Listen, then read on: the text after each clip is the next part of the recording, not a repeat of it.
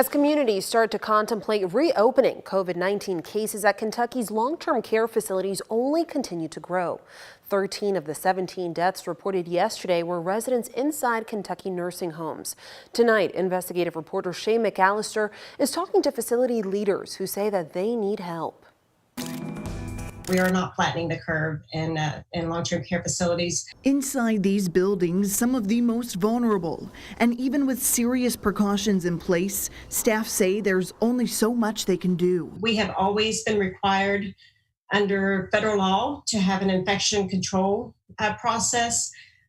We are surveyed on that. So in other words, regulators come in and ensure that we have that process in our buildings. But this is a different virus. Leilani Cross with Trayton Oak can attest to that.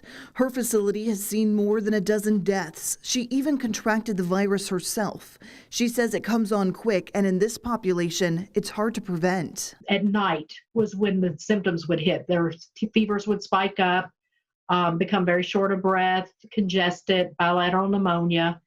A lot of them already had preconditions, and it just goes so rapid. In Kentucky, 20% of the total reported cases have come from inside long-term care facilities.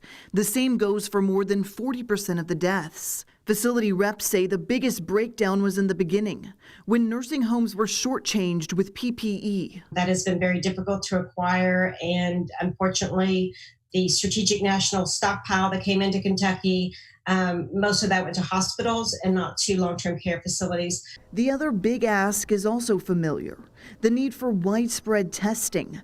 She says asymptomatic staff are spreading the virus without even knowing it. You could have the best infection control program in your building. You could have a 5-star rated facility. You could have the best staff in the entire world, and that would not necessarily mean that you could keep this virus out of your building. As far as lifting those strict no visitor policies and getting things back to normal, facility reps say we're still far from that.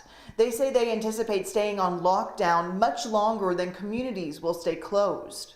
For Focus, I'm Shay McAllister.